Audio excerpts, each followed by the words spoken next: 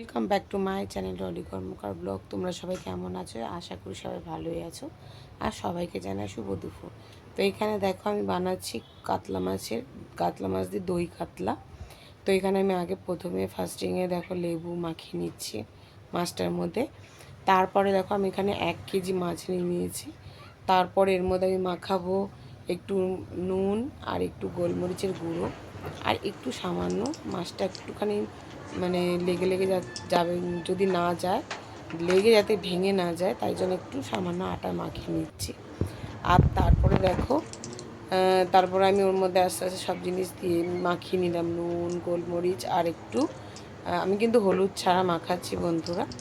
তারপরে আমি ওখানে ভালো করে মাখানোর পর আমি কিছুক্ষণ একটু রেখে দেবো। তারপর রেখে দেওয়ার পর আমি আস্তে আস্তে একটা একটু করে ভেজে নেব।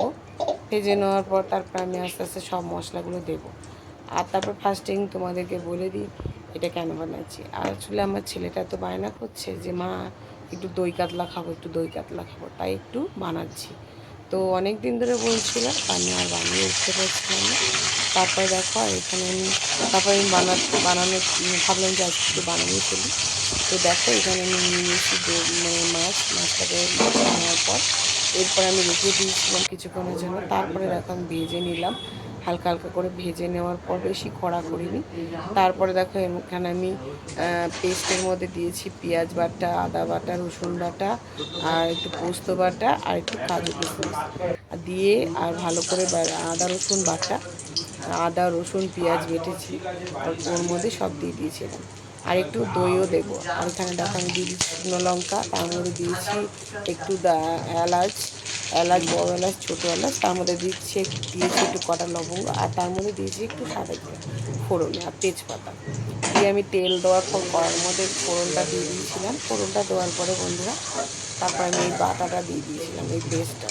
এর মধ্যে আছে কাজু কিশমিশ বাটা, আদা রসুন পেঁয়াজ বাটা আর হচ্ছে একটু পোস্ত দিয়ে ভালো করে বেটে নিয়েছি মিক্সিতে। আর দেখে নাও এখানে আমি হচ্ছে, যদি তোমরা ঝাল যেরম পারো, যেরম তোমরা খাবে আর কি, যারা যারা যেরম খাও তা সেরম দিতে পারো। বেশি বেশি দেবো না আমি এতে। আমি হলুদ কিন্তু এখানে অ্যাড করিনি, এখানে আমি কিন্তু খালি গুঁড়ো লঙ্কাই অ্যাড করেছি। 1.5 চামচ লঙ্কার গুঁড়ো দিয়েছি। তারপরে এখন এখানে সানরাইজের শাহি গরম মশলা দিয়েছি। আর তারপরে দিয়েছি একে একে সব মশলা দিয়ে দিচ্ছি। তার মধ্যে দিয়ে দিচ্ছি একটু জিরের গুঁড়ো। তারপরে দেবো কাশ্মীরি লঙ্কার গুঁড়ো। তারপরে দিয়ে দিচ্ছি একটু দইটা ফেটিয়ে রেখেছিলাম, তার মধ্যে একটু নুন আর একটু সামান্য মিষ্টি দেওয়ার পর এই যে আমি একটু গোলমরিচের গুঁড়োও দিয়ে দিয়েছি এর মধ্যে, মাছেও দিয়েছি এর মধ্যে একটু দিয়েছি। আর দেখে নাও ভালো করে, তারপর আমি এটাকে ভালো করে কষিয়ে নিচ্ছি। তারপরে আমি দিয়ে দেবো একটু চিনি আর এক দেড় চামচ মতো। আর তারপরে দেখো এটা নুন অ্যাড করলাম। আর তারপরে দেখো এখানে হচ্ছে আমি ভালো করে কষিয়ে নিচ্ছি। নেওয়ার পর আমি দই দিয়ে দেবো, ফেটিয়ে রেখেছিলাম আগের থেকে 2-3 চামচ মতো দই আমি ফেটিয়ে রেখেছিলাম, সেইটাই একটুখানি দিয়ে দেবো। তারপরে কিন্তু আমি বাটি ধোয়া জলটাও দিয়ে দেবো, ঠিক আছে? আমি কিন্তু কাছেই দিয়ে দেবো, তা দেখানো হয়নি, কারণ আমি তো এক হাতে ভিডিও করছি আর এক হাতে এগুলো করছি, তো তাই জন্য আমার একটু অসুবিধা হচ্ছে। তো দেখে নাও এই যে ভালো করে কষিয়ে নিচ্ছি, দেখো কালারটা খুব সুন্দর আসছে। তারপরে দেখো কষিয়ে যখন তেলটা বেরিয়ে আসবে তারপর দিয়ে দেবো একটু সস।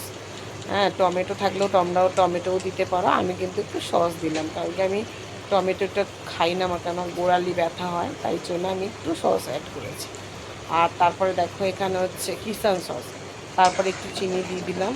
তো ভালো করে একটু ভালো করে কষিয়ে নেওয়ার পর আমি দিয়ে দেবো একটু জল, অল্প করে, যে যেরকম পারো ঝোল খাবে বা একটু শুকনো শুকনো খাবে তারা কিন্তু শুকনো করতে পারে। আর আমি করেছি একটু গ্রেভি, যাতে আমাদের ঘরে তো অনেকগুলো লোক, তাই দেখে নাও কি দারুণ এসছে দই কাতলা। আর কেমন হয়েছে রেসিপিটা অবশ্যই কিন্তু কমেন্ট করে জানাবে।